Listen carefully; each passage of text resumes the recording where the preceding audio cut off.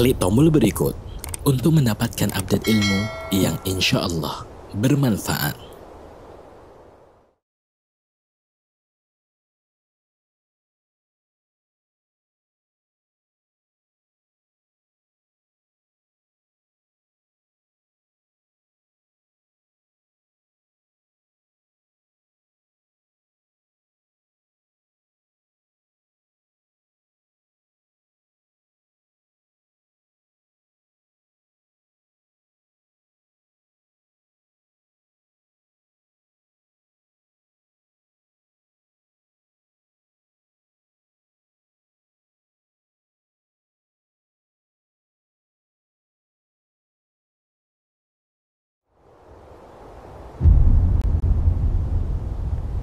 Klik tombol berikut untuk mendapatkan update ilmu yang insya Allah Rahmatullah wabarakatuh.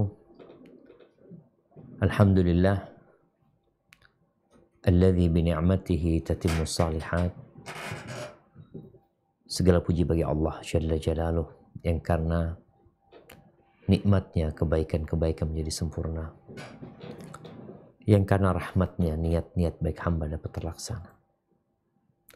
Wallahi jamaah, semua keindahan, semua kenyamanan, semua pencapaian sejatinya adalah karunia Allah Azza wa Jal, yang seharusnya seorang hamba berucap seperti apa yang diucapkan Nabi Sulaiman, hadza min fadli rabbi liyabluwani aashkuru am akfur. Semua ini adalah karunia dari Rabbku yang tujuannya adalah untuk mengujiku apakah aku bersyukur atau aku kufur. Maka kita berdoa memohon kepada Allah Azza wa Jalla agar menjadikan kita abdan syakura. Allahumma a'inna ala dzikrika wa syukrika wa husni ibadatik. Allahumma salli wa sallim ala sayyidina wa maulana Muhammadin wa ala alihi wa ashabihi ajma'in. Ya Allah, semoga salawat dan salam, berkah dan nikmat senantiasa Engkau curahkan untuk hamba kekasih-Mu, untuk baginda Nabi kita Muhammad alaihi salatu wassalam, untuk keluarga beliau, untuk istri-istri beliau, untuk putra-putri beliau, dan untuk seluruh sahabat Nabi. Semoga Allah meridhai kita bersama mereka. Amma ba'd, jamaah rahimakumullah, sebentar lagi kita akan masuk ke liburan semester buat yang sekolah dan liburan akhir tahun buat yang bekerja, yang setiap tahunnya kita melihat orang-orang menghabiskan masa liburan mereka, ya sebagian di antara mereka memanfaatkannya untuk hal-hal yang positif, tapi banyak di antara mereka yang hanya liburannya digunakan untuk menghabiskan waktu, kadangkala penuh dengan kemaksiatan dan dosa. Kalau tidak, penuh dengan penghamburan uang tanpa manfaat dan guna. Maka akhirnya kita inginlah, Anda sendiri tatkala mempersiapkan materi ini, Anda melihat mungkin kita sebagai orang tua belum maksimal membantu anak-anak kita memanfaatkan liburan mereka. Padahal mereka pulang ke rumah, mereka meninggalkan ma'had yang sebelumnya penuh dengan aktivitas dan kegiatan yang terjadwal, lalu ke rumah ya udah nggak ngapa-ngapain gitu. Sebelum kita membahas apa dan bagaimana kita mendapatkan liburan yang lebih bermakna, Ana ingin mengingatkan kita semua dengan mahalnya waktu, masa yang Allah berikan. Cuma banyak di antara kita yang tidak menghargai waktunya. Apa penyebabnya? Mungkin kelalaian. Mungkin hatinya tertutup. Tatkala kita mengetahui harga suatu barang, maka secara otomatis akan tertanam di diri kita, ini mahal loh. Ini mahal. Ini istimewa. Ini sesuatu yang tidak mudah didapatkan. Kita akan menjaga, akan berusaha memeliharanya. Jangan sampai sesuatu itu yang tadi mahal, berharga, hilang atau rusak. Contoh nih ya, apabila seorang dikasih hadiah, tukang sayur, ibu-ibu tukang sayur, dikasih hadiah tas Louis Vuitton, apa? Iya, Louis Vuitton. Yang harganya 500 juta. Dikasih dia. Tanpa dia dikasih tahu harganya. Tanpa dia juga tahu merek, nggak tahu dia. Dikasih tas, dia katanya makasih. Padahal harga tas itu bisa buat beli rumah dia. Tapi karena dia nggak paham, dia cuma makasih kata dia. Terus mungkin dia tas itu kena hujan karena dia harus jualan sayur. Mungkin ditaruh di situ juga ya dikasih sesuatu, mungkin ada bumbu pecel apa ditaruh di sana. Kenapa dia melakukan itu? Karena dia nggak tahu bahwa tas itu ternyata seharga rumah dia. Tapi kalau kemudian dia dikasih tahu, ketika dikasih hadiah nih, Bu, ini kasih tas. Oh iya, harga tas ini Bu, ini ada kwitansinya, ada ini itu. Apa yang akan terjadi dengan dia? Oh.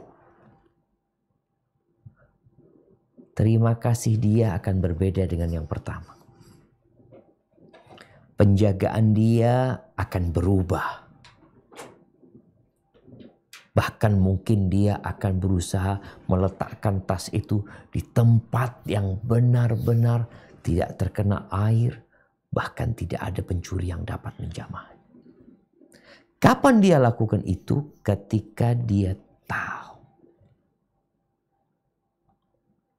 Rasulullah SAW mengatakan, ni'matani maghbunun fihima kathirun minan nas. Ada dua nikmat. Ada dua nikmat yang banyak manusia lengah dengan dua nikmat ini. Mereka tidak menghargainya. Mereka tidak mensyukurinya. Padahal itu nikmat. Apa kata Nabi SAW? As-sihhatu wal faragh. Nikmat sehat dan waktu luang, waktu kosong. Liburan ini waktu kosong, ada kegiatan libur. Sehat. Gimana kalau orang udah dikasih nikmat dua? Dikasih kesehatan, dikasih waktu luang. Seharusnya dia mensyukuri nikmat itu lebih lagi. Karena ada orang sehat tapi nggak punya waktu gitu loh, sibuk, banyak kegiatan. Banyak tugas dan kewajiban.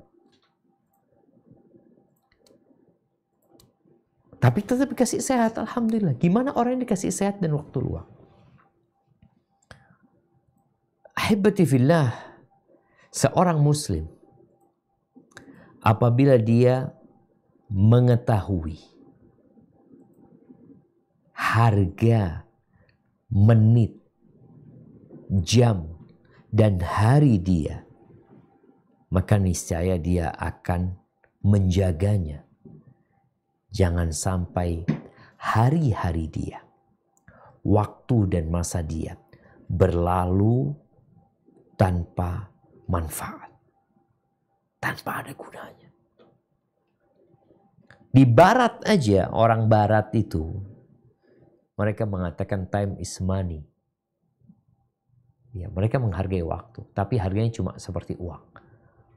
Waktu itu uang. Apalagi di tempat mereka kerja itu jam-jaman umpamanya. Seperti itu.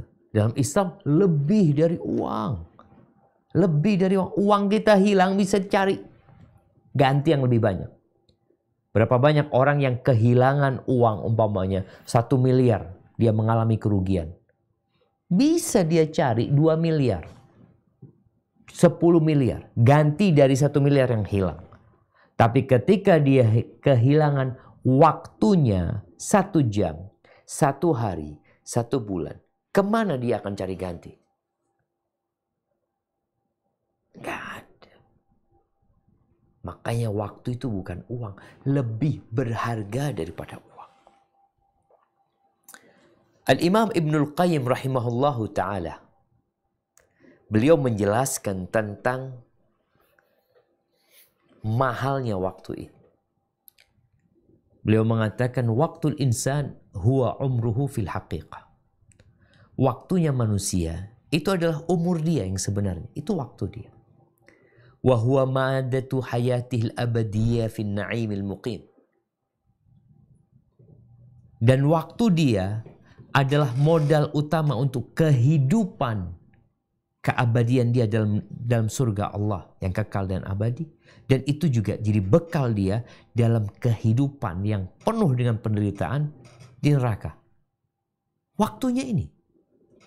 Modalnya apa? Ya waktu. Orang mau masuk surga dikasih waktu sama Allah, bukan dikasih duit. Orang mau masuk neraka dikasih waktu, nih waktumu. Tergantung bagaimana engkau memanfaatkan waktu. Oleh karena itu nanti penghuni neraka, ketika mereka masuk neraka, mereka minta dikeluarkan, dikasih waktu di dunia untuk beramal soleh. Karena waktu dia udah habis. Orang ketika datang ajalnya, hatta idza jaa ahadahumul maut, qala inni tubtu al-an. Aku tobat sekarang. Ketika datang kematian, udah gak bisa. Waktunya udah habis. Mau nyogok malaikat, gak bisa.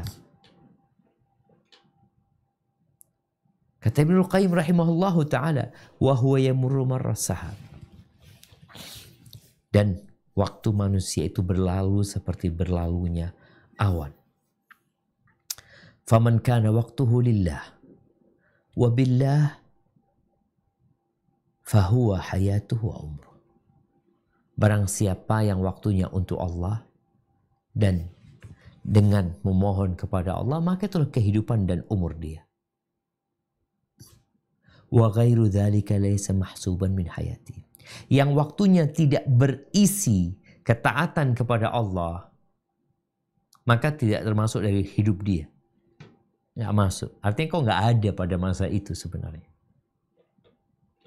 Jadi ada waktu yang terbuang. Fa idza qata'a waqtahu fil ghaflati was-sahw. Kalau dia menghabiskan waktunya untuk perkara-perkara yang sia-sia, wal amanil batila, untuk angan-angan palsu, wa kana khaira ma qata bihi an-naum wal batalah, dan yang terbaik bagaimana dia memanfaatkan waktunya adalah dengan tidur dan pengangguran. Itu paling baik sudah. Dia tidak maksiat tapi tidur dan nganggur sudah. Nggak ada kegiatan. Hadza famautu hadza khairun min hayati. Orang kalau kayak gini waktunya, maka matinya dia lebih baik daripada hidupnya. Lebih baik mati. Ternyata karena umur dan hidupmu itu adalah untuk Allah Azza wa Jalla. Dan kepadanya kita kelak akan kembali. Al-Imam Ibnul Jauzi, kalau tadi Ibnul Qayyim rahimahullahu ta'ala, Ibnul Jauzi rahimahullahu ta'ala mengatakan, yanbaghi lil insan an ya'rifa syarafa zamanihi wa qadra waqtih. Sepantasnya manusia itu tahu kemuliaan masanya dan nilai waktunya. Kenapa kok perlu dia tahu? Seperti tadi, kita udah kasih contoh. Tukang sayur dikasih tas harga 400 juta. Kalau dia nggak tahu, ya dia akan taruh di mana saja. Maka sepantasnya dia mengetahui. Fala yudai' minhu lahdatan fi ghairi qurbah. Ketika dia tahu, maka niscaya dia tidak akan mensia-siakan waktunya untuk perkara yang tidak mendekatkan diri kepada Allah Azza wa Jalla. Wa yuqaddim fihi al-afdal fal-afdal min al-qawli wal-amal. Dan dia akan lebih mengutamakan untuk meraih yang paling utama, yang paling afdol, yang paling baik dari perbuatan dan ucapan. Karena dia tahu apa? Waktuku cuma segini loh. Makanya para sahabat Nabi ketika bertanya kepada Nabi SAW, mereka bertanya, ayul amali afdol. Amalan apa yang paling mulia? Mungkin sebagian mengatakan, ya kerjakan semuanya. Baik, kita akan kerjakan semuanya. Tapi mana yang lebih mulia? Waktu kita terbatas. Wal takun niyatuhu fil khair qa'imah. Hendaklah orang ini niatnya adalah berbuat kebaikan tanpa bermalas-malasan. Ya, dia niatkan hal itu ya, sesuai dengan kemampuan fisik dalam mengamalkan hal tersebut. Jadi orang harus mulai berpikir tentang waktu ini. Allah Jalla Jalaluh di dalam Al-Quranul Karim mengingatkan kita dengan nikmat waktu, nikmat masa, nikmat umur. Sehingga kalau kita melihat Allah Azza wa Jalla berfirman demi malam, berfirman demi siang, bersumpah ya, bersumpah demi malam, bersumpah demi siang, bersumpah demi fajar, bersumpah demi asar, bersumpah demi duha. Kenapa? Untuk mengingatkan manusia. Itulah waktumu. Sekarang kita berada jam segini. Wallahi jamaah, waktu kita itu berlalu begitu cepatnya. Dan itu kadang lihat, ya Allah, Rebu lagi. Kajian sama Balansia lagi nih. Nanti Rebu lagi. Rebu, ya Allah. Cepat dia berlalu. Padahal itu adalah umur kita. Yang Allah bersumpah mengingatkan manusia akan waktu dia. Di waktu duha, wadduha, siang hari, sore hari wal asri, malam hari wal lail. Allah ingatkan manusia. Agar manusia itu sadar. Maka kalau bicara sekarang, bagaimana kita menjadikan liburan kita lebih bermakna? Ya engkau tahu kenapa engkau diciptakan. Untuk apa sih? Ngapain gitu loh. Ada liburan, ada waktu kerja, ada waktu sekolah, ada waktu belajar. Oh kenapa sih kita diciptakan? Wa ma khalaqtul jinna wal insa illa liya'budun. Ingat. Allah tidak menciptakan kita untuk hal yang sia-sia. Menghabiskan waktu untuk perkara yang batil, yang gak manfaat dunia wala akhirat. Sampai Umar bin Khattab radhiyallahu ta'ala anhu mengatakan, inni la akraha an arsyab sabahlalan la fi amali dunya wala fi amali akhirah. Diriwayatkan juga oleh Abdullah bin Mas'ud radhiyallahu anhu. Aku tuh benar-benar gak suka, benci melihat seorang pemuda yang nganggur. Waktunya itu gak manfaat. Tidak buat amalan dunia, tidak buat amalan akhirat. Kadang kala dia jalan-jalan, ngobrol ini itu. Tanya, engkau dapat hasil dari yang kau lakukan? Nggak ada. Akhiratmu, engkau juga menambah amalan? Nggak ada. La dunia wala akhirat. Orang yang cerdas yang waktunya bermanfaat. Untuk cari dunia, tambah fulusnya, tambah hartanya. Untuk akhirat dia bertambah banyak amalannya. Di surat Al-Furqan ayat 62. Apa kata Allah Azza wa Jal? Mengingatkan manusia dengan waktu ini agar berguna buat dia. Nah, silakan dibaca.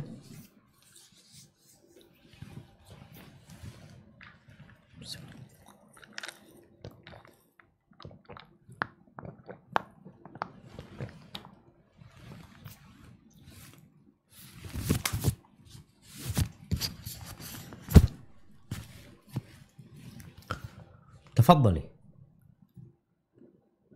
Kok belum ada suara?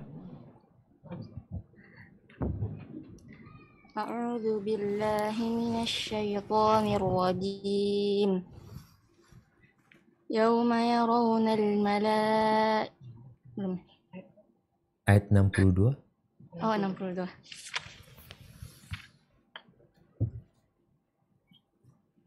وهو الذي جعل الليل والنهار خلفة لمن أراد أن يذكر أو أراد شكورا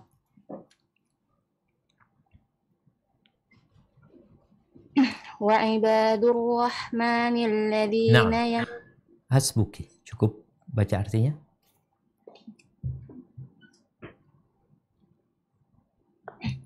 Dan dia pula yang menjadikan malam dan siang silih berganti bagi orang yang ingin mengambil pelajaran atau yang ingin bersyukur. Subhanallah. Tuh Allah kasih waktu. Malam, siang. Kita siang, tahu-tahu malam. Tahu-tahu pagi, siang lagi. Liman arada an yadzakkara au arada syukur. Apakah kita sudah melihat hal ini? Oh kita, kenapa sih kok sekarang siang ya? Kalau bicara liburan gitu ya. Liburan lagi. Ntar masuk kelas, sekolah, masuk kerja, ntar liburan. Itu semua Allah sediakan untuk hamba-hambanya dalam rangka meraih keridhaan Allah Azza wa Jal. Dia mengambil pelajaran dan menjadi hamba yang bersyukur kepada Allah Azza wa Jal. Maka seorang hamba itu dalam semua kondisi, dia mau liburan, mau dia nggak liburan, mau dalam kondisi berdiri, berlari, mungkin kondisi duduk, kondisi rebahan, apapun kondisimu, satu hal yang harus engkau ingat adalah mengingat Allah Azza wa Jalla. Karena ada hal yang menyedihkan jamaah. Ini cerita seorang kawan. Kadangkala ketika berangkat ke Arab Saudi di masa liburan musim panas ya. Ketika masuk pesawat, dia lihat perempuan-perempuan yang tidak pakai jilbab.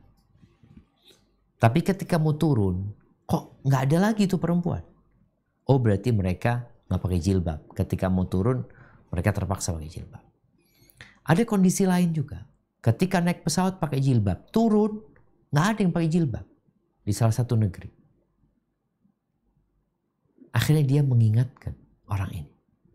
Bahwasanya Allah Azza wa Jalla yang kita sembah di kota Mekah, itu Allah yang kita sembah di kota manapun gitu. Artinya kita perlu mengingat Allah Azza wa Jalla dimanapun kita berada. Karena ada sebagian yang ketika liburan, dia kayak bukan anak pesantren. Nggak lagi sholat berjamaah. Nggak lagi baca Quran. Udah kayak bukan anak pondok. Allah Azza wa Jalla berfirman di surat Ali Imran ayat 191. Apa kata Allah Azza wa Jalla? Nah, di surat Ali Imran ayat 191.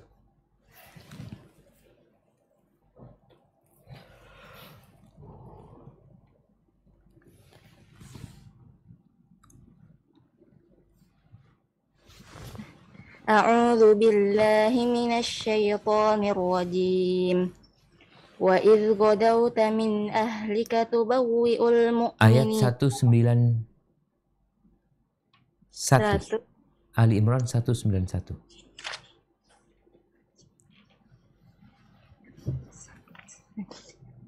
Alladzina yadhkuruna Allaha qiyaman wa qu'udan wa 'ala junubihim wa yatafakkaruna fi khalqis samawati wal ard. Rabbana ma khalaqta hadza batilan subhanaka faqina 'adzaban nar. Yaitu orang-orang yang mengingat Allah sambil berdiri, duduk, atau dalam keadaan berbaring. Dan mereka memikirkan tentang penciptaan langit dan bumi. Seraya berkata, ya Tuhan kami, Tidaklah engkau menciptakan semua ini sia-sia. Maha suci engkau, lindungilah kami dari adab neraka. Allahu Akbar. Qatadah bin Da'am as-Sa'dusi mengatakan, hadhi halatuka kulluha ya ibn Adam. Ini kondisimu semuanya. Maka ingatlah kepada Allah dalam kondisi engkau berdiri, nggak bisa duduk, nggak bisa rebahan. Allah kasih kemudahan. Makanya kita lihat ketika orang pada liburan, Allah kasih kemudahan sama mereka. Sholatnya ketika safar mereka bisa dikosor, bisa dijamak, yang berpuasa diperbolehkan berbuka. Allah kasih kemudahan.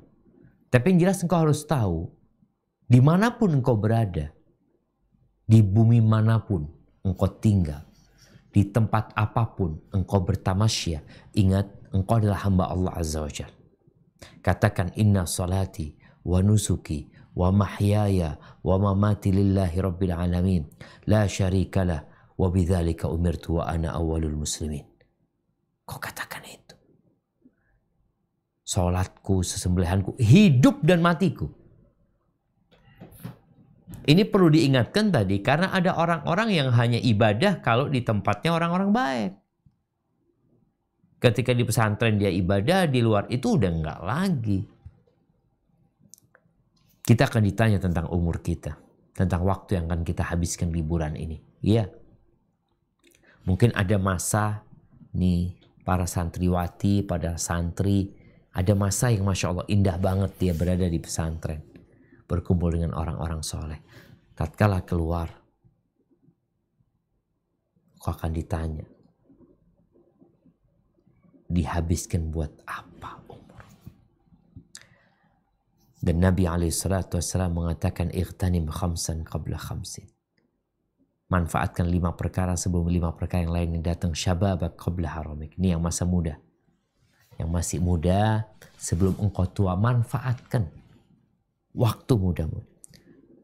Wasihataka qabla saqam. Engkau sehat sekarang, manfaatkan sebelum engkau sakit. Wa ghinaka qabla fakrik. Hartamu sebelum engkau jatuh miskin. Wa faraghaka qabla syughlik. Masa luangmu, masa kosongmu sebelum datang masa yang menyibukkan engkau. Dan yang terakhir Nabi SAW mengatakan, wa hayataka qabla mautik. Hidupmu sebelum matimu. Kita dalam kehidupan ini akan berpindah dari satu aktivitas ke aktivitas lainnya. Contoh ya, kita nggak bicara liburan. Orang yang bekerja, dia berangkat pagi jam 7. Mungkin pulang jam 5 sore. Jam 5 dia akan beraktivitas lainnya. Bukan dengan berhenti bekerja atau selesai bekerja dia nggak beraktivitas lainnya. Akan ada aktivitas lainnya. Tinggal bagaimana engkau memilih aktivitas apa yang dikerjakan. Allah Azza wa Jalla berfirman di surat Asy-Syarah ayat 7 dan 8. Apa kata Allah Azza wa Jalla? Fa'idza faragta fansab wa ila rabbika farghab. Maka apabila kamu telah selesai dari sesuatu urusan, kerjakanlah dengan sungguh-sungguh urusan yang lain. Dan hanya kepada Tuhanmu lah hendaknya kamu berharap. Barakallahu fikum. Jadi nggak ada liburan buat muslim. Nggak ada. Yang ada berpindah dari aktivitas rutin di pesantren atau di sekolahan atau di tempat kerja kepada aktivitas lainnya. Dan Allah ingatkan agar kita berharap kepada Allah. Inilah kenapa kita berbincang tentang liburan yang bermakna. Jadikan liburan ini sebagai kesempatan untuk menambah cinta dan kasih sayang. Ya, terkadang selama masa kerja atau masa sekolah, semuanya kan masing-masing. Orang tuanya juga ya sibuk dengan pekerjaannya. Ibunya juga mungkin ada kegiatan. Kemudian anak-anak pulang nih liburan, apalagi dari pesantren. Bagaimana momentum ini dijadikan momentum untuk menyemikan bunga cinta dan kasih sayang. Bagaimana sayangnya orang tua kepada anak, bagaimana sayangnya anak kepada orang tua. Yang terkadang ada anak-anak yang mulai merasa tidak perlu lagi sama orang tuanya karena dia sudah bisa hidup mandiri. Maka ingat, sampai kapanpun kita adalah anak orang tua kita yang kita wajib berbakti kepada mereka. Tapi aktivitas yang berbeda ketika liburan menuntut kita untuk membuat perencanaan. Wallahi jamaah, anak ketika baca ini, anak merasa salah. Anak merasa kurang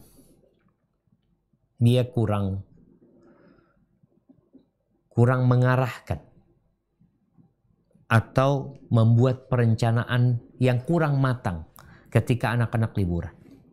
Tapi insya Allah setelah ini anak akan duduk musyawarah sama istri dan anak-anak untuk membuat perencanaan.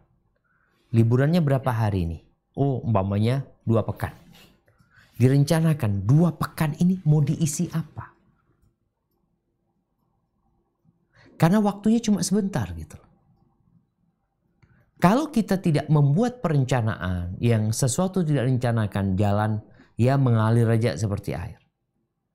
Terkadang ada banyak hal yang seharusnya bisa diselesaikan, tapi nggak terselesaikan. Makanya Ana sampai minta kepada teman-teman di studio untuk masa liburan dikurangin jadwal kajian. Kalau bisa ditiadakan dulu. Tapi sepertinya Ana harus membuat perencanaan. Dan ini para orang tua. Kalau orang tuanya nggak buat perencanaan, maka anak-anaknya yang liburan bikin perencanaan. Mau ngapain? 2 pekan. 14 hari. Kali 24 jam. Dikurangi 8 jam setiap harinya. Untuk tidur umpamanya. Istirahat. Artinya kan nggak ada kegiatan ketika tidur. Maka perlu direncanakan. Tapi apa rencananya? Yang pertama, silaturahim. Nih bagaimana dibuat rencana, anaknya pulang, yuk nak engkau pulang, kita berangkat ke rumahnya kakek neneknya dia. Berangkat ke rumah bibinya, ke rumah pamannya. Sehingga udah dijadwal nih kapan kita berangkat ke sana. Biasanya mungkin awal datang sama mau pulang. Kalau memang tempatnya agak jauh. Anak-anak tuh seneng tuh. Kalau dibawa awal datang, yuk ketemu sama pamannya, bibinya, ketemu sama kakek neneknya, sepupu-sepupunya. Kalau mau pulang, pamitan lebih seneng lagi. Karena dikasih sangu biasanya sama kakek neneknya. Jadi mereka semangat. Maka kita perlu merencanakan. Ada waktu silaturahim. Dan ini liburan yang benar-benar berguna. Mendekatkan antar saudara, menumbuhkan cinta, memanjangkan umur, meluaskan rizki, dan membuat anak-anak kita itu peduli sama kerabatnya. Dan kita juga mengajarkan kepada mereka untuk menjaga silaturahim. Rasul SAW mengatakan, Man ahabba an yubsata lahu fi rizqih wa yunsa lahu fi athari falyasil rahimah. Barang siapa yang ingin diluaskan rizkinya, dipanjangkan umurnya, hendaklah dia menjaga silaturahim. Apalagi sama orang tua cucu ini. Kalau memang punya kakek nenek yang masih hidup, manfaatkan tuh hal itu. Taib, buat apa lagi perencanaannya? Ziarah kubur. Loh, direncanakan. Nggak apa-apa. Mumpung liburan. Anak-anak diajak ziarah kubur. Kadang-kala kan anak-anak di pesantren, dalam waktu yang lama, ada keluarganya yang meninggal dunia. Dia nggak bisa pulang. Maka manfaatkan ini untuk menumbuhkan keimanan. Wa ila rabbika farghab. Bukankah Nabi SAW menyuruh kita untuk ziarah kubur? Loh Ustaz, masa liburan ziarah kubur Ustaz? Kan liburan itu bersenang-senang. Iya. Ziarah kubur ini dalam rangka meraih kesenangan yang abadi. Karena di dunia ini kesenangannya hanya tipu daya belaka. Kalau engkau mau berpesta ria, mau wisata kuliner, makan ini itu semuanya, jadi apa semuanya? Jadi kotoran. Maka bagaimana anak-anak juga dapat mengingat akhirat, juga orang tuanya berangkat ziarah kubur untuk mengingat. Ahibati fillah, ketika Nabi SAW menyuruh ziarah kubur, ala fazuruha, kalian ziarahi kuburan. Fa innaha tudzakirul akhirah. Itu akan mengingatkan akhirat. Dalam beberapa ayat dikatakan melembutkan hati, membuat air mata mudah meneteskan air. Nah, jadi kita perlu dibikin rencana berapa hari tadi liburan, ada silaturahimnya, ada ziarah kuburnya. Kemudian kalau orang-orang yang punya fulus kadangkala memanfaatkan momentum liburan buat apa? Untuk umroh. Iya. Yang mau berangkat umroh, tafadhol. Yang punya kelebihan rezeki tentunya. Berangkat umroh, kalau liburannya 2 pekan cukuplah. Ambil umroh yang 9 hari. Tapi sekarang Ustaz kalau pulang harus di karantina, berangkat di karantina kayaknya nggak cukup waktunya. Tapi ketika di masa-masa yang normal, insya Allah bisa memanfaatkan waktu liburan itu untuk berangkat umroh. Dan kalau kita melihat di masa liburan, jemaah umroh itu banyak bawa anak. Berbeda dengan masa yang lainnya. Ini menunjukkan sudah banyaknya orang tua yang peduli dengan liburan anaknya. Yang dahulunya sebelum ngaji, sebelum belajar, mungkin liburannya berangkat ke Australia, Selandia Baru, berangkat ke Malaysia, ke macam-macam tempat. Yang kadangkala pulang imannya bukan tambah naik tapi tambah turun. Karena di tempat tersebut dia melihat hal-hal yang menggerus keimanan. Sebagian orang ketika liburan berangkat kemana? Ke tempatnya orang-orang kafir. Ke tempat peribadatan mereka. Yang hal itu membuat keimanan mereka semakin luntur dan pudar. Kesian anak-anak kita. Mereka mau balik lagi loh ke pesantren. Maka usahakan liburan ini tadi. Oke, jalan-jalan. Rencanakan. Mau jalan-jalan. Kita mau bertamasya. Pikirkan tempat tamasya yang pulang anak-anak itu merasa senang, merasa nyaman. Tapi mereka juga dapat pesan-pesan positif yang menumbuhkan keimanan mereka. Contohnya kemana? Ke kebun binatang. Taman safari kayak. Kebun binatang ada Ragunan, mamanya yang di Jakarta.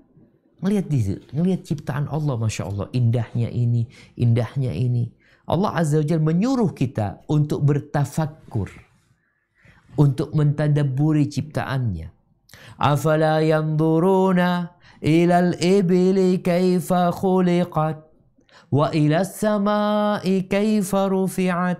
Wa ilal jibali kaifa nusibat. Wa ilal ardi kaifa sutihat. Artinya di semua itu ada tanda-tanda kebesaran Allah Azza wa Jalla. Yang kalau kita mau merenungkan, ini tadi. Orang pulang liburan tambah imannya. Dia ngelihat ya Allah ya. Tadi ana ngelihat penguin umpamanya. Tadi ana ngelihat buaya. Ana tadi ngelihat gini. Anak-anak itu loh ciptaan Allah. Ana tadi ngelihat merak. Abah ya Allah bagus banget meraknya. Jadi liburannya berguna buat dia. Dia terhibur. Allah nggak murka sama dia. Dan bertambah keimanan dia. Baik, kalau yang mau berangkat ke pantai, nggak masalah sebenarnya. Asalkan lihat, tidak semua pantai. Ada pantai-pantai yang penuh dengan kemaksiatan. Tapi ada pantai yang dapat menjadi menjadi bahan untuk bertafakur. Menambah keimanan. Karena kalau mancing sama anaknya, dia dapat ikan ini dan itu. Ini semua direncanakan jamaah. Waktunya disusun. Kemudian hal yang manfaat lainnya belajar masak nih. Ini buat yang putri nih umpamanya. Bagaimana orang tua menjadwalkan di waktu liburan itu bisa jadi ibunya yang ngajarin masak atau panggil guru masak. Karena kadang-kala anak di rumah, ya Allah ngapain ini di rumah? Pegang handphone, main game, nonton. Nah, sedangkan orang tua harus berpikir, apa nih? Kayaknya belajar masak. Ya udah, panggil guru masak, siapin, bikin roti ini itu. Mungkin orang tua berpikir, anak beli roti bisa. Beli yang siap jadi, langsung dikirim, tinggal telepon datang. Tapi kita berbincang tentang bagaimana liburan anak-anak ini bermanfaat. Jadi bikin acara tiap hari, besok yang masak fulan, yang masak ini, besok masaknya apa. Jadi anak-anak, apalagi anak-anak cewek ini, jadi semakin dia terbiasa dengan kewajiban dia nantinya sebagai seorang ibu, sebagai seorang istri. Kemudian mungkin keterampilan. Tambahlah keterampilan buat anak-anak kita. Mungkin jahit, mungkin bikin apa. Sehingga sekali lagi dia dapat ilmu. Atau boleh jadi anak-anak nih, anak-anak liburan ngapain, udah kursus bahasa Inggris. Mamanya. Dia bahasa Arab di pondok, bagaimana pulang dia dapatlah bahasa Inggris. Bisa dengan privat atau cari tempat yang dia dapat. Artinya dia butuh kegiatan yang berbeda jemaah.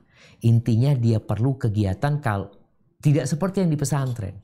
Namun tetap menambah ilmu dia, menambah keimanan dia. Dan biasanya anak-anak tuh suka dengan hal-hal yang baru ya. Dengan perkara-perkara yang baru, biasanya mereka senang, mereka tertarik ya. Karena kejenuhan dengan ya apa yang terjadi di pesantren umpamanya. Tapi kemudian olahraga. Nih Bu, olahraga ini penting. Jadi umpamanya tiap hari cari waktu. Anda masih ingat ketika anak-anak liburan itu, ayolah anak pagi ajak ke gym umpamanya. Berangkat mereka ke sana. Karena mereka punya energi lebih liburan itu. Kerjanya ngapain? Makan. Di pesantren kan makannya ya udah waktu makan doang. Tapi di rumah kapan mereka mau makan? Makan. Tinggal buka kulkas, mereka keluar beli makanan macam-macam. Olahraga. Di rumah mungkin kalau yang perempuan orang tuanya. Olahraga macam-macam, bisa dengan main badminton umpamanya. Atau kalau di rumah olahraga yang ringan yang bisa dilakukan oleh orang tua bersama anaknya. Bikin permainan di rumah. Apalah permainan yang bisa dibikin bersama-sama di rumah umpamanya. Umpamanya main karambol. Ada main karambol. Yang penting kita itu waktunya tidak sia-sia.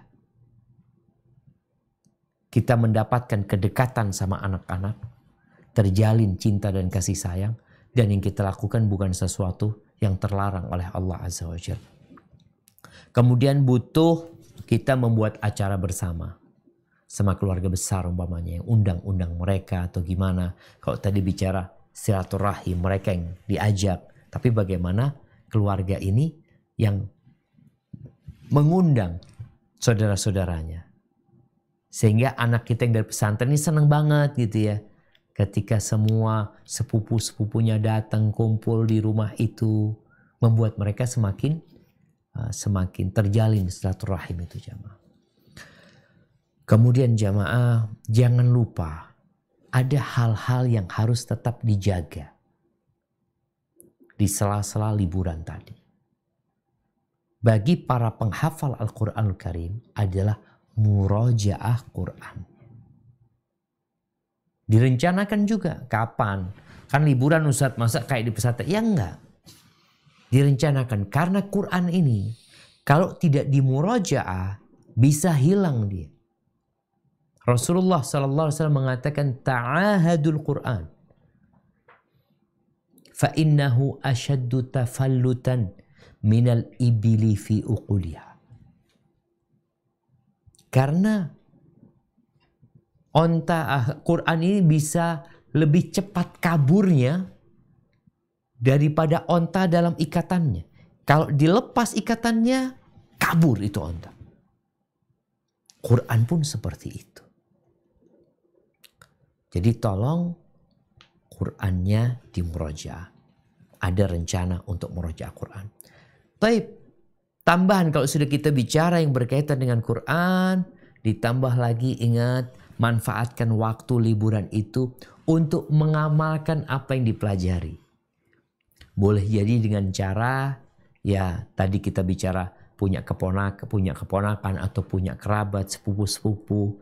Ini buat santriwati yang pulang, bagaimana dia memanfaatkan waktu untuk membantu mereka memperbaiki bacaannya. Bikin program tahfidz sama keluarga aja.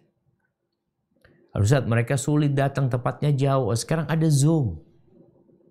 Bikin sama yang perempuan-perempuan kita bikin program nih, atau sama yang anak-anak. Karena para santriwati udah bacaannya udah bagus, hafalan juga udah bagus. Bagaimana memanfaatkan liburan itu untuk menambah amalan ya, dan juga membuat mereka tidak lupa dengan apa yang dihafal, serta memberikan kontribusi kepada keluarganya. Sehingga keluarga itu mereka merasa pulangnya fulanah ini ketika liburan manfaat banget. Kenapa? Jadi sepupu-sepupunya pada diajarin gitu loh. Kemudian ya menambah ilmu. Dengan cara alhamdulillah sekarang media ini memudahkan untuk menambah ilmu. Jadi juga rencanakan umpamanya ya dengarkan kajian umpamanya. Mungkin 1 jam dalam sehari dikhususkan waktunya.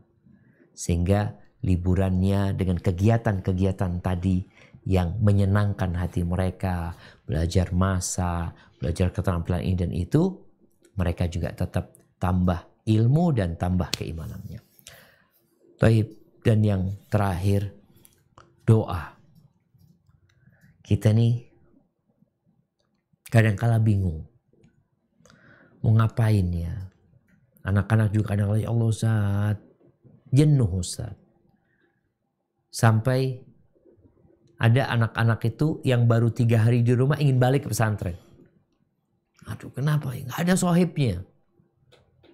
Karena memang dia ini dari SD, lulus SD, kemudian ke pondok. Kawan-kawannya udah nggak ada lagi kecuali di pesantren.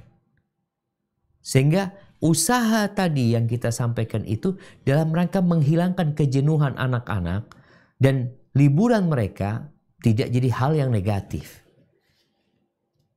Dan insya Allah ya ana setelah nyampaikan ini sebagaimana tadi disampaikan, ana akan duduk sama istri ana akan berbincang tentang bagaimana liburan anak-anak nih yang bakal pulang. Karena liburannya nggak bareng anak-anak ini.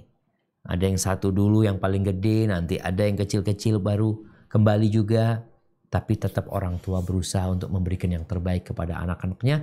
Dan para santri ketika dia tidak mendapatkan kondisi yang menyenangkan atau tidak ada program apa-apa dari orang tuanya, gak usah menyalahkan orang tua.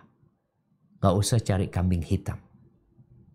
Ingat dengan pesan seorang hakim, seorang yang bijak mengatakan, "Idza kanatiz dzuruf la tusa'iduka fasna'idz dzuruf." Apabila kondisinya tidak mendukungmu, maka tugasmu menciptakan kondisi yang mendukungmu. Jadi jangan kemudian kita mau gimana nggak ada. Harus ala ma yanfa'u. Kata Nabi SAW, hendaklah engkau bersungguh-sungguh untuk meraih apa saja yang bermanfaat buat engkau. Wasta'in billah wa la ta'jaz.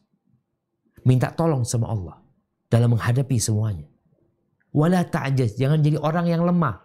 Aduh, nggak bisa, nggak mampu, nggak. Minta tolong sama Allah, jalani liburan ini dan semoga liburan itu menjadi bermakna buat kita semua. Barakallahu fiik. Mungkin itu yang dapat Anda sampaikan, kurang lebihnya mohon maaf. Kita masuk ke sesi tanya jawab. Nah, Anda kembalikan ke moderator. Jazakillah khair. Insyaallah, jazakumullah khairan Ustaz. Sangat bermanfaat dan membuka pikiran kita ya Ustaz ya, atas apa yang Ustaz sampaikan, dan semoga bisa kita amalkan insyaallah. Amin. Izin bertanya Ustaz.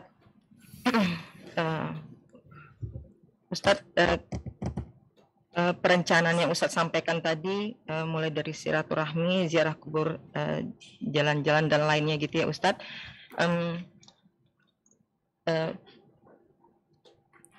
Tapi tetap aja tidak bisa menjauhkan anak dari penggunaan HP Ustadz.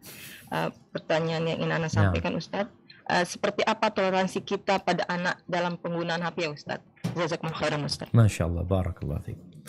Iya jemaah, jadi kalau bicara penggunaan HP ini, sebabnya banyak waktu luang sebenarnya. Kegiatan yang mereka lakukan udah habis.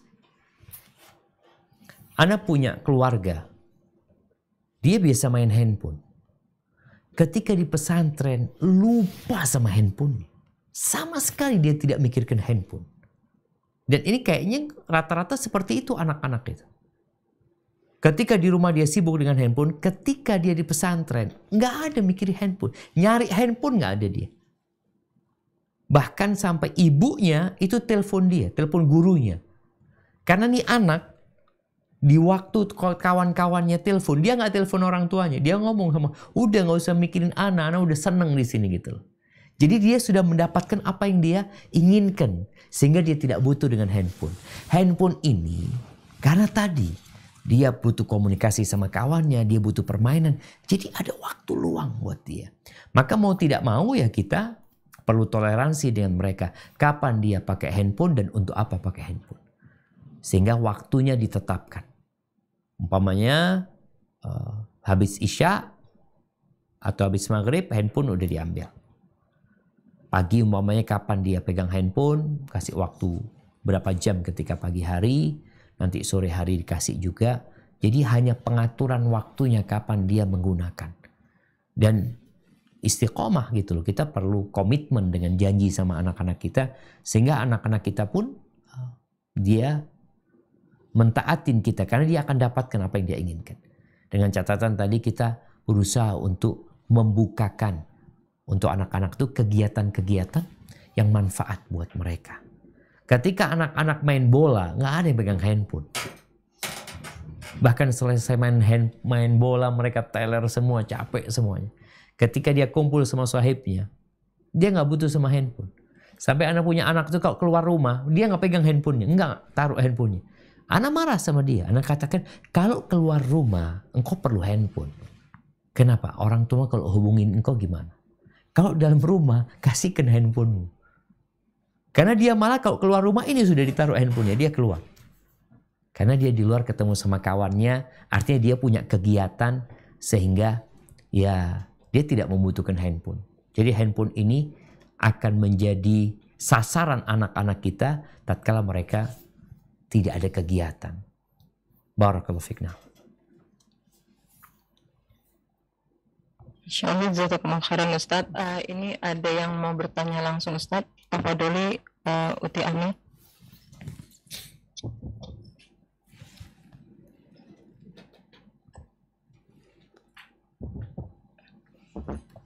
Uti Ani, tafadholi.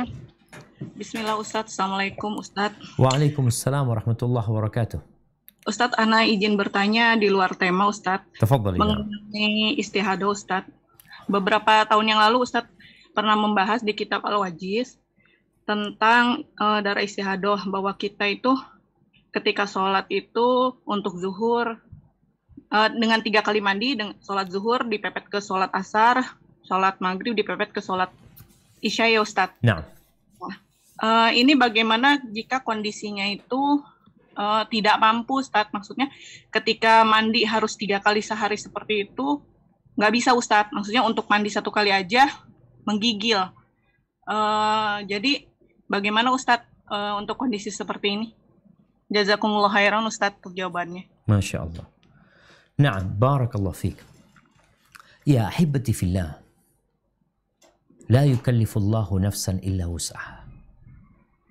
Allah itu tidak membebani hambanya di luar kemampuan dia. Dan Allah Azza wa Jalla mengatakan fattaqullaha mastata'tum, bertakwalah kepada Allah sesuai dengan kemampuan kalian. Jadi tatkala memang dia tidak mampu melakukan hal itu, ya lakukan yang dia mampu lakukan. Dia berwudu, di waktu memang dia bersihkan dirinya. Karena sebagaimana kita bahas bahwasanya darah istihadhah ini bukan darah haid. Dia bukan darah haid. Sehingga dia wajib sholat, wajib berpuasa. Sedangkan kalau darah haid jelas dia harus mandi, wajib bagi dia mandi tersebut. Bukan untuk setiap sholat ya. Ketika awal dia bersih dia wajib. Sedangkan istihadhah ini nggak ada bersihnya gitu. Artinya darah itu terus keluar. Sehingga yang dia lakukan adalah ya tatkala tidak mampu dia untuk mandi, maka dia berwudu di waktu tersebut. Tapi yang lebih utama yang kita bicarakan itu bagaimana dia melakukan yang paling sempurna pada waktu itu. Jadi tatkala tidak mampu, apalagi dikatakan dia menggigil ya, ketika dia harus mandi, maka dicukupkan dengan berwudu. Insya Allah itu sudah cukup buat dia. Barakallahu fikna. Jazakallahu khairan Ustaz. Ini ada titipan pertanyaan Ustaz. Nah. Assalamualaikum warahmatullahi wabarakatuh. Waalaikumsalam warahmatullahi wabarakatuh. Ustaz, bagaimana jika selama liburan kami amalan yang rutin kami lakukan di pondok, tapi di saat liburan kami tidak melakukannya? Apakah kami termasuk melakukan suatu hal yang berdosa Ustaz, mengingat ilmu sudah sampai pada kami Ustaz? Demikian Ustaz. Jazakallahu khairan Ustaz. Apa contohnya Umudia? Artinya dia biasa melakukan sesuatu di pondok, kemudian ketika liburan ditinggalkan. Seperti itu. Sholat duha Ustaz. Ya, misalnya sholat duha gitu Ustaz. Suaranya. Sholat duha. Iya, baik. Artinya ibadah-ibadah sunnah gitu kan. Nah, Ustaz. Nah, iya, ahibati fillah. Manusia itu mengalami masa semangat. Nabi SAW mengatakan likulli amalin syirah wa fatrah. Setiap amalan itu ada masa membaranya, ada masa futurnya. Para ulama menjelaskan ketika engkau dalam masa futur, masa lelah, masa mungkin tadi ingin istirahat, maka bawalah jiwa kita itu kepada yang wajib-wajib aja dulu. Jadi kalau memang tadi dikatakan ada amalan-amalan sunnah, sholat duha umpamanya, yang biasa dia kerjakan, kemudian ketika dia liburan kok kepingin istirahat, nggak ada masalah sebenarnya. Kalau memang itu bukan wajib buat dia. Tapi kalau dia bisa melakukannya dengan lebih ringan, dia tetap kerjakan. Karena Nabi SAW mengatakan, ahabul a'mal ilallahi adwamuhu wa inqal. Amalan yang paling dicintai Allah adalah yang berkesinambungan walaupun sedikit. Jadi contohnya ketika sholat duha dia biasa membaca surat yang panjang, ya dia baca yang pendek lah. Kalau dia anak biasanya sholatnya 4 rakaat, Ustaz ada yang 8 rakaat. Ketika liburan kok beda suasana, ya udah ambil 2 rakaat. Jadi berusaha kita kalau bisa tidak meninggalkan, tapi mengurangi jumlahnya, memendekkan waktunya, itu akan lebih baik. Namun kalau tidak, Ustaz anak kayaknya yang wajib-wajib aja Ustaz ya. Ya selama dia tidak meninggalkan yang wajib, maka dia tidak berdosa. Hanya saja dia kehilangan fadilah. Namun boleh jadi jamaah, istirahatnya dia tadi membuat dia lebih semangat lagi ketika pulang ke pesantren, mendapatkan kondisi yang mendukung lagi, dia jadi lebih semangat daripada yang sebelumnya. Karena istirahat itu sebenarnya tujuannya agar tubuh manusia, agar jiwa manusia ini mendapatkan bagian dari waktu istirahat dia untuk dapat melakukan aktivitas yang lebih lagi. Jadi jangan sampai setelah liburan jadi lemes gitu. Jadi pekerja itu ketika dikasih waktu istirahat tujuannya apa? Supaya lebih kuat. Jangan dengan istirahatnya, dengan liburannya dia balik ke pesantren tambah lemes. imannya jadi turun ya. Kenapa? Karena ketika dia di luar, dia sudah merambah kepada kemaksiatan yang melemahkan keimanan dia. Sehingga masuk pesantren kadang-kala dia nggak betah. Dia kepingin pulang. Dia ini dan itu. Karena dia merasa tertekan, terkekang di pesantren. Gara-gara ketika liburan, dia kebablasan gitu loh. Barakallahu fikna. Jazakumullah khairan Ustadz. Pertanyaan yang masuk berikutnya Ustadz. Nah. Assalamualaikum warahmatullahi Waalaikumsalam wabarakatuh. warahmatullahi wabarakatuh. Bagaimana saya harus bersikap terhadap anak dari suami sedangkan anak tersebut tidak tinggal bersama kami Ustadz. Usia anak tersebut sekarang menginjak 14 tahun dari usia 7 tahun. Anak tersebut tidak menghendaki ayahnya menikah dengan saya, sehingga timbul rasa kebencian anak tersebut terhadap saya sebagai ibu sambungnya saat ini. Saya cukup bersabar dengan anak tersebut Ustadz. Suami juga telah meminta saya untuk terus melakukan pendekatan dengan anak beliau. Tetapi pendekatan saya tersebut selalu mendapatkan penolakan, sehingga terkadang permasalahan anak tersebut sering menjadi pemicu selisih antara kami berdua. Mohon saran dan solusinya Ustadz, bagaimana untuk kedepannya hubungan kami bertiga menjadi lebih baik Ustadz. Jazakumullah khairan Ustadz. Masya Allah, barakallahu fiik. Iya. Sepertinya kalau mendengar cerita tadi, perlu ada orang ketiga yang memberi nasihat kepada anak ini. Karena kalau tadi disebutkan anak itu nggak ingin sebenarnya bapaknya menikah sama anti.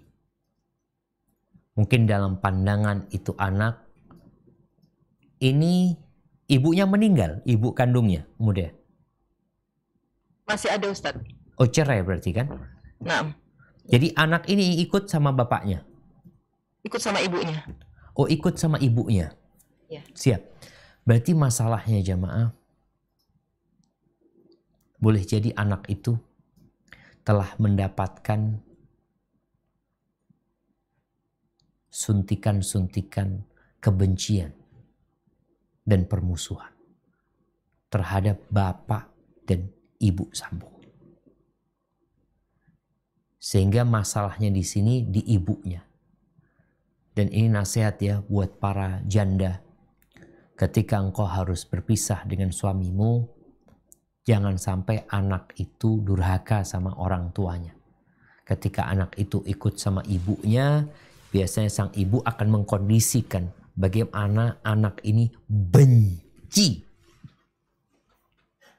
sama bapaknya dan sama istri bapaknya. Dan ini ada kejadian dan para anak juga harus bijak ya. Ada seorang ibu yang menanamkan kebencian di diri anaknya. Sampai kalau anaknya ke bapaknya ini, ibunya jadi sakit.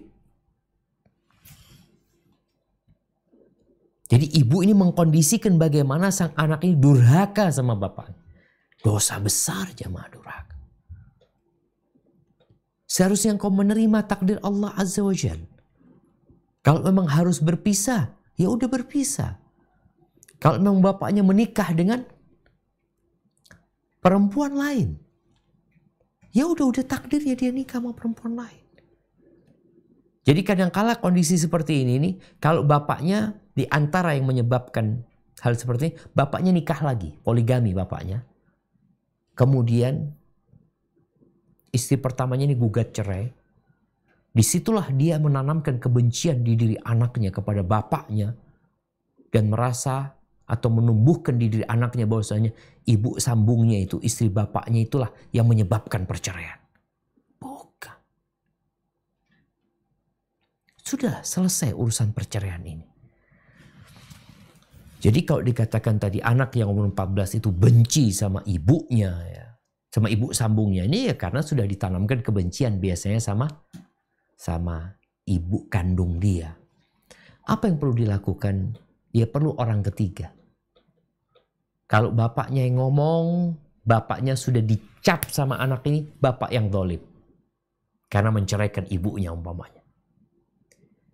Ketika ibu sambungnya yang berusaha mendekati dia itu sudah punya stempel di dirinya. Ini yang menjadi penyebab ibu Ana diceraikan sama papa Ana. Sehingga sulit untuk masuk ke pintu yang tertutup. Maka perlu mencari kunci yang membuka pintu ini. Orang lain yang memberikan masukan. Tapi ini usaha ya. Ini namanya usaha. Usaha bagaimana? Kalau tadi udah usaha dari pihak ibu sambungnya, udah berusaha pendekatan baik, udah selesai engkau. Engkau cari usaha lain dengan siapalah. Dia sudah umur 14 tahun. Ya insya Allah bisa dikasih tahu. Mungkin ada seorang ustadz, mungkin ada seorang kawan, mungkin ada seorang paman, seorang bibi yang memberikan penjelasan kepada dia bahwa perceraian yang terjadi antara ayah dengan bundamu itu sudah ditakdirkan Allah Azza wa Jal, dan sekarang mereka punya kehidupan masing-masing umpamanya.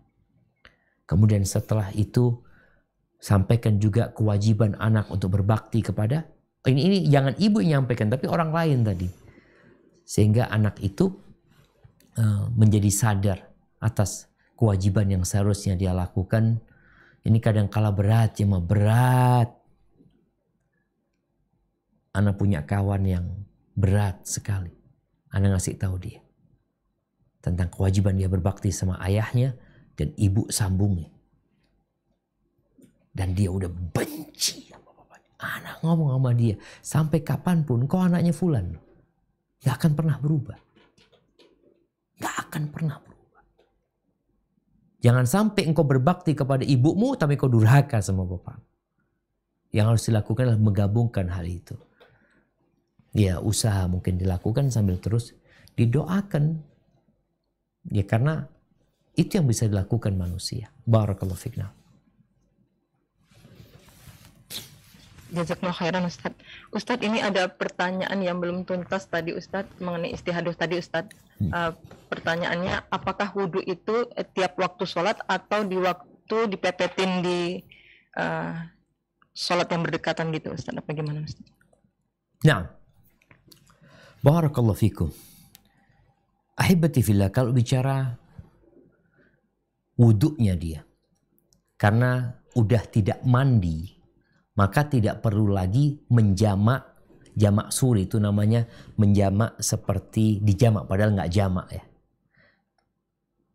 Tetap sholat duhurnya di waktu duhur, asarnya di waktu duhur. Ketika dia tidak mandi, maka sholatnya seperti biasa, usahakan sholat tepat waktu.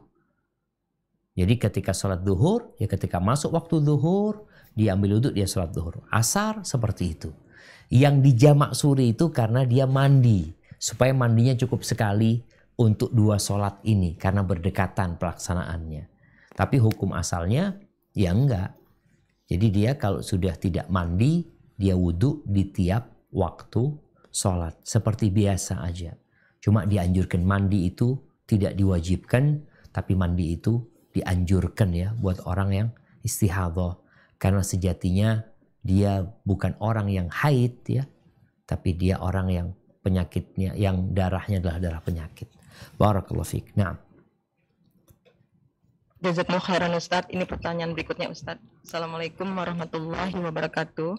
Waalaikumsalam warahmatullahi wabarakatuh. Semoga Ustadz dan tim SRB sehat selalu. Ustadz mau tanya, maaf di luar tema. Wanita kan wajib menutup aurat, memakai gamis syar'i. Kemarin Ana memakai gamis saat adik acara lamaran. Ada bibi Ana yang non muslim bilang ke Ana bahwa pakai gamis syar'i itu seperti mama orang. Katanya bibi kurang suka kalau pakai tertutup.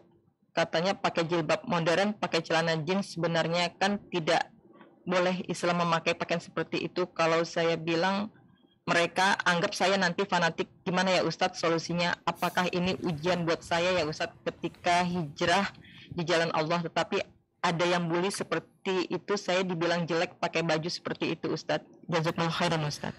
Naam, barakallahu fiik. Iya, ahibati fillah. Kalau bicara cacian, makian kepada orang yang hijrah, itu adalah sebuah kelaziman. Itu konsekuensi ketika seorang berubah. Islam ini dimulai dengan keanehan. Badal Islamu ghariban wa sayaudu ghariban kama bada. Islam itu dimulai dengan keasingan. Artinya jadi aneh dianggap sama orang. Bagaimana Nabi kita alaihi salatu wassalam? Dianggap Nabi itu orang murtad dari agamanya orang-orang musyrikin. Orang-orang yang masuk Islam dianggap murtad sama mereka. Jadi dianggap aneh. Bahkan bukan hanya dibully dengan lisan, tapi mereka juga sampai disiksa gitu. Kalau engkau hanya ada ucapan yang seperti itu, maka katakan kepada mereka yang membuli, iya aku sedang belajar. Sampaikan kepada mereka, aku sedang ingin menjadi muslim yang sebenarnya. Karena mungkin selama ini aku Islamnya KTP. Islam yang tidak mengkaji tentang Islam itu. Maka dengan cara kita merendah kepada mereka. Dengan harapan mereka sadar. Dan kalau bicara ini ujian, itu ujian buat anti. Allah Azza wa Jal mengatakan kepada nabinya, fasbir sabron jamila. Sabarlah dengan sabar yang indah. Allah mengatakan kepada nabinya SAW, fasbir ala ma yaqulun. Sabarlah engkau mendengarkan ucapan-ucapan mereka. Memang menyakitkan hati jemaah ucapan-ucapan itu. Tapi tatkala engkau lagi nggak mampu menghadapinya, minta tolong sama Allah. Larikan ke sholat. Baca sejarah orang-orang yang melaksanakan ketaatan.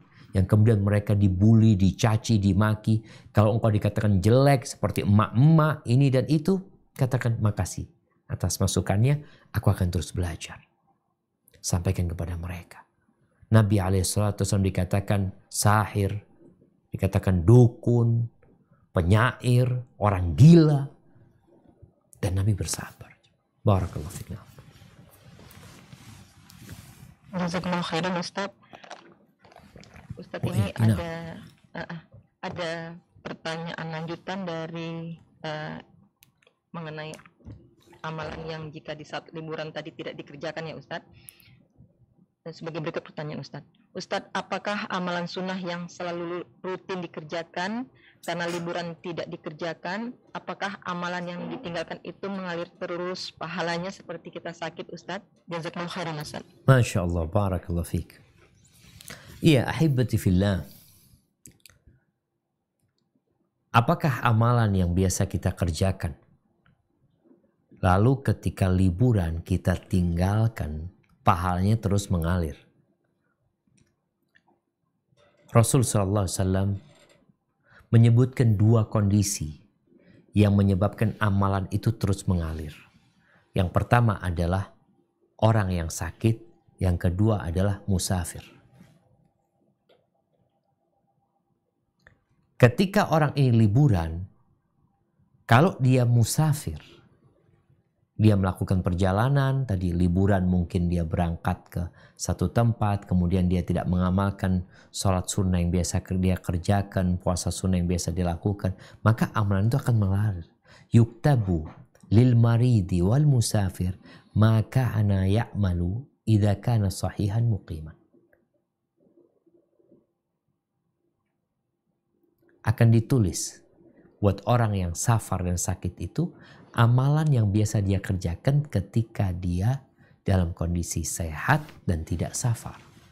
Tapi kalau sekedar liburan aja dia nggak safar, dia nggak sakit, artinya nggak ada alasan buat dia untuk tidak melaksanakan amalan tersebut. Jadi ketika dia meninggalkan sholat duha, maka nggak ditulis dia sholat duha. Kecuali kondisinya dia sakit dan musafir. Jadi orang yang musafir dan marid ini, yang sakit ini, memang dapat dispensasi. Makanya kalau kita lihat puasa, faman kana minkum maridun aw ala safarin. Barang siapa yang sedang sakit atau safar, boleh mengganti di hari-hari yang lain. Jadi itu dispensasi.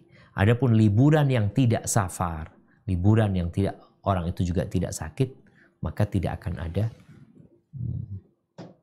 ganti atau penulisan amalan yang bisa dia kerjakan ketika nggak safar dan sakit. Ketika nggak safar dan dalam kondisi sehat. Barakallahu fikum. Nah. Jazakumullah khairan Ustadz. Pertanyaan berikutnya Ustadz tentang perencanaan liburan tadi Ustadz. Ini mengenai silaturahmi Ustadz. Nah, bagaimanakah silaturahmi kita kepada kerabat Ustadz? Karena kerabat yang kita akan silaturahim ini adalah yang jarang kita datangin Ustadz. Jadi minta petunjuknya mengenai apa dan bagaimana saat silaturahmi itu Ustadz. Demikian Ustadz. Jazakumullah khairan Ustadz. Jadi kondisinya dia jarang ketemu. Nah Ustadz, kan alhamdulillah jadi dari nasihat Ustadz ini terbuka hati untuk menjalin silaturahim tadi untuk ngajak anak-anak juga gitu Ustadz. Masya Allah, Masya Allah. Siap. Nah, Masya Allah. Barakallah fiqh. Iya, ahibati fillah. Ya kadangkala kita itu punya keluarga kita aja. Padahal kita punya banyak keluarga. Sepupu kita, misanan kita. Apa yang perlu kita lakukan kalau memang tadi kita belum pernah lama nggak pernah berkunjung ke sana? Ya dimulai dengan kita telepon sama mereka. Kita kepingin datang nih, ada anak-anak baru pulang pesantren, kepingin ketemu sama sepupunya, kepingin ketemu sama pamannya, bawa oleh-oleh atau apa. Tapi kalau memang nggak perlu telepon, memang orangnya ada, ya datang aja ke sana. Jadi kadangkala mereka itu juga apa ya? Ya seperti kehilangan saudara gitu. Hanya berjumpa ketika Idul Fitri atau Idul Adha. Padahal ada kesempatan lain untuk berjumpa dengan mereka. Maka ana rasa ya tinggal dijadwalin. Kemudian tadi kita bisa telepon dulu sama mereka. Atau paling tidak kita tahu dia ada di rumah. Terus kita bawa oleh-oleh buat mereka, hadiah buat mereka. Sehingga mereka bergembira dengan kedatangan kita. Dan mereka mengharapkan kita datang lagi sama mereka. Jadi mungkin itu yang bisa kita lakukan untuk mempersiapkan ke tempat mereka. Barakallahu fikna. Ini pertanyaan berikutnya lagi menyambung yang sebelumnya Ustadz yang mengenai anak sambung Ustadz. Siap. Dengan penanya yang berbeda. Bagaimanakah batasan aurat dengan anak sambung itu Ustadz? Saya sering melihat di kalangan artis gitu Ustadz terlihat sangat dekat dengan anak sambung yang sudah dewasa Ustadz. Barakallahu fikum. Iya jemaah. Jadi ada orang yang memang kalau bicara seorang yang tidak paham agama, maka jangan bicara sama anak sambung, sama orang lain cipika-cipiki mereka. Jangan bicara sama anak sambung ya. Sama orang yang memang bukan mahram, mereka telah melakukan itu. Kalau bicara dia mahram, artinya anaknya suami itu adalah mahram sama istri bapaknya. Bicara pakaian, maka pakaian yang sopan di depan anaknya. Ya kalau dia anak itu bersalaman, nggak ada masalah. Kedekatan yang seperti ini, makan bareng, mereka berduaan, jalan. Karena memang dia adalah mahramnya. Di mana Rasulullah SAW mengatakan la tusafirul mar'atu ila ma'adhi mahram, nggak boleh safar kecuali sama mahram, dia mahram, berarti dia boleh safar sama ibu sambungnya, anaknya suami ini. Maka dengan cara seperti itu ya kedekatan yang tidak menyebabkan fitnah tentunya. Karena jangan sampai anak itu na'udzubillah jadi kurang ajar sama ibu sambungnya. Sehingga ibu sambungnya harus tetap menggunakan pakaian yang sopan dan dia berbicara dengan anak sambungnya ini pembicaraan yang sopan juga sama dia, karena kadangkala di tempat-tempat yang tidak ada keimanan mereka bisa melakukan perzinaan jemaah. Maka dengan cara kita menjaga kehormatan, menghargai dia, dia pun akan respect sama ibu sambungnya, peduli sama ibu sambungnya, tapi tanpa melupakan batasan-batasan yang menyebabkan fitnah. Barakallahu fikna. Jazakallahu khairan Ustaz. Titipan pertanyaan yang masuk berikutnya Ustaz. Assalamualaikum warahmatullahi wabarakatuh. Waalaikumsalam warahmatullahi wabarakatuh. Bagaimana bila seorang bayi dibuang oleh orang tuanya dan bayi ini diasuh oleh orang soleh dan menjadi ahli ibadah? Lalu apakah bayi ini menjadi syafaat bagi orang tua kandungnya di akhirat nanti, Ustadz? Jazakumullah khairan, Ustadz. Nah, barakallahu fiik. Ya ahibati fillah. Al-jaza'u min jinsil amal. Ingat, balasan itu sesuai dengan amalan. Kalau orang tua ini, na'udzubillah umpamanya, dia berzina. Setelah berzina dia melahirkan anak, dia buang, nggak tanggung jawab. Maka balasan buat orang tuanya sesuai dengan amalan tadi. Jadi kalau bicara syafaat, syafaat itu Allah akan izinkan buat orang-orang yang beriman, yang mentauhidkan Allah Azza wa Jalla untuk memberikan syafaat kepada yang dia ingin kasih syafaat. Sedangkan anak ini, ya wallahu a'lam, kita nggak tahu. Anak itu nggak tahu juga sama orang tuanya, kemana orang tuanya, dan dia juga tidak dibesarkan sama orang tuanya, sehingga dia sama sekali tidak tahu di mana orang tuanya. Yang dia tahu orang tuanya membuang anak. Maka balasan buat orang tuanya adalah sesuai dengan apa yang dikerjakan oleh orang tua. Anak ini boleh jadi nanti menuntut orang tuanya. Karena orang tuanya tidak bertanggung jawab. Jadi kalau bicara hari akhir, bicara syafaat, ya akan Allah perkenankan orang-orang itu memberikan syafaat kepada sahabat mereka. Artinya kepada orang-orang yang mereka kenal ya. Bagaimana nanti di surga mereka saling mencari, mana fulan kok nggak ada gitu. Sedangkan anak ini orang tuanya memang nggak ada. Bukan nggak ada, orang tuanya itu memang membuang dia. Sehingga apakah anak ini akan memberikan syafaat kepada orang tuanya? Wallahu a'lam. Nggak tahu. Nah. Jazakumullah khairan, Ustadz. Pertanyaan berikutnya, Ustadz. Assalamualaikum warahmatullahi wabarakatuh. Waalaikumsalam warahmatullahi wabarakatuh. Saya mempunyai niat untuk lanjut sekolah setelah lulus sekolah, Ustadz. Namun ketika saya minta izin ke ayah meminta untuk di rumah saja, belajar online. Afan, diulangi. Saya mempunyai niat untuk lanjut sekolah setelah lulus dari pondok. Namun ketika saya minta izin ke ayah meminta untuk di rumah saja, belajar online. Pertanyaannya, Ustadz, haruskah saya tetap menjalankan niat saya ataukah mengikuti permintaan ayah saya, Ustadz? Jazakumullah khairan, Ustaz. Masya Allah, barakallah fiik. Ahibati fillah. Selama keinginan orang tua itu tidak bertentangan dengan syariat Allah Azza wa Jalla, dan juga tidak menghalangi anak ini untuk mendapatkan haknya, ana rasa menurutin orang tua baik di sini. Dia ingin melanjutkan sekolah, ingin melanjutkan kuliah. Alhamdulillah sekarang bisa kuliah online. Bisa belajar dengan cara online. Dan boleh jadi orang tua melakukan itu ada sebabnya. Kadangkala masalah ekonomi, masalah ini dan itu. Atau orang tua takut anaknya ini kalau keluar nanti dia ada banyak fitnah di sana. Makanya ini seorang perempuan kan umur ya yang tanya.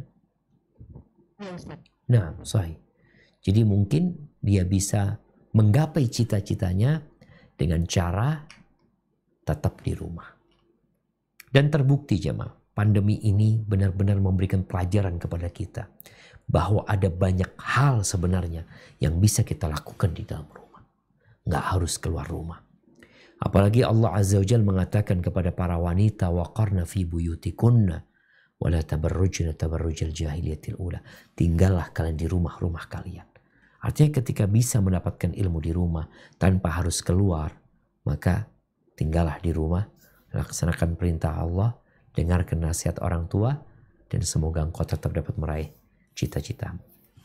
Barakallahu fikum. Mungkin kita ke pertanyaan terakhir, Munadia. Dua terakhir, Ustaz. Dua. Insya Allah. Jazakallahu khairan, Ustaz. Ustadz, jika saudara kandung menolak untuk ditemui, sudah ditemui beberapa kali dan tidak mau membuka pintu, bagaimana sikap kita, Ustadz? Yang bersangkutan sudah bilang tidak perlu lagi untuk bertemu. Jadi memang beliau sudah memutuskan silaturahim, Ustadz. Bagaimana, Ustadz? Barakallahu fiik. Iya, hibati fillah. Ada kondisi-kondisi seperti tadi yang disebutkan, kondisi yang tertutup. Pintunya tertutup. Berarti kita perlu orang lain yang membukakan pintu itu.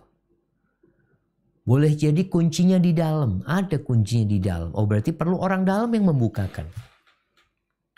Maka mungkin yang perlu dilakukan tadi, kalau saudara kandung memutuskan ini perkara yang dimurkai Allah Azza wa Jal. La yadkhulul jannah qati'. Gak akan masuk surga orang yang memutuskan silaturahim. Terlaknat orang tersebut. Dan yang ditakutkan nanti akan merembet ke anak-anaknya, juga akan memutuskan hubungan dengan pamannya, dengan sepupu-sepupunya. Maka berusaha semaksimal mungkin. Dengan cara tadi, cari orang yang bisa membukakan pintu. Sambil kita terus berdoa. Kita datang ke rumahnya. Duduk di depan rumahnya. Assalamualaikum. Ucapkan salam 3 kali. Ketika nggak dibukain, ya sudah. Engkau bawa oleh-oleh, taruh di mana, gantung di pintunya, kemudian kita pergi meninggalkan. Nanti kapan ada waktu, ada ini itu, kita datang lagi. Mungkin kita perlu cari waktu, dia ada di luar rumah bersama kawan-kawannya, ada acara pernikahan atau apa, datang kepada saudara kandungnya. Ahlan wa sahlan. Jadi orang yang menyambung rahim yang seperti ini yang kata Nabi SAW, laisal wasil bil mukafi. Orang yang menyambung rahim yang sebenarnya bukan yang balas-balasan, bukan. Itu udah nyambung rahimnya. Tapi yang disebut al-wasil, orang penyambung satu rahim, adalah alladzi idza quti'at rahimuhu wasalaha. Yang kalau diputuskan rahimnya, dia sambung. Barakallahu fiik. Nah. Di pertanyaan terakhir, Ustadz, salah satu nasihat Ustadz dalam buat perencanaan adalah meroja Al-Quran, Ustadz. Dalam pertanyaannya, bagaimana kami menjaga supaya target dalam liburan untuk meroja Al-Quran itu terlaksana, Ustadz, karena godaan di masa liburan tentu sangat berat ya, Ustadz. Demikian, Ustadz. Masya Allah, barakallahu fikum. Iya, ahibati fillah, karena memang liburan ya, godaannya banyak. Jadi waktu murojaah itu kadangkala terganggu dengan kegiatan-kegiatan lainnya. Apalagi yang safar, melakukan perjalanan. Sekarang ini ada banyak kemudahan sebenarnya. Yang kemudahan ini nggak dimiliki oleh ulama-ulama terdahulu. Apa? Adanya headset, adanya handphone, ada semua. Di mana ketika kita capek membaca, maka murojaah mendengarkan. Dengarkan aja. Karena capek mau baca, itu udah dengerin. Ini sebuah kemudahan. Dan ketika memang banyak kegiatan yang mengganggu dan kita terfitnah dengan hal-hal tersebut, minta tolong sama Allah Azza wa Jalla. Minta tolong. Wallahi jamaah, ini bab, ini pintu yang terkadang kita meremehkan. Allah Jalla Jalla mengatakan, ud'uni astajib lakum. Kalian minta sama aku, pasti aku kabulkan.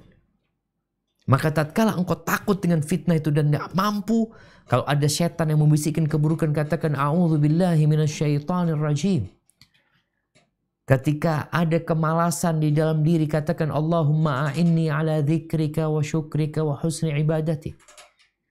Allahumma inni a'udzubika minal kasal. Ya Allah, berlindung dari kemalasan ya Allah.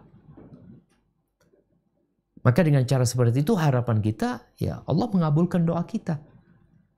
Dan sekali lagi, ketika engkau capek, lelah, jangan dipaksain.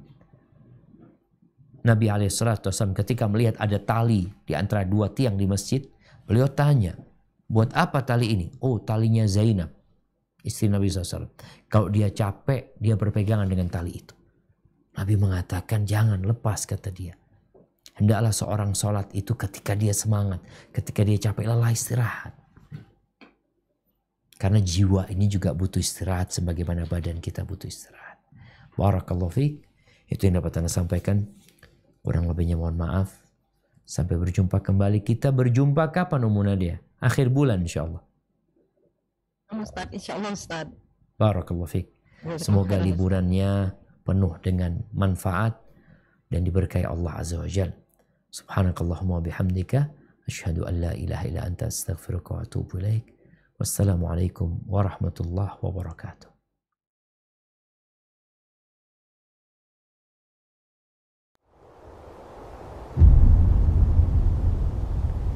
Klik tombol berikut untuk mendapatkan update ilmu yang insya Allah bermanfaat.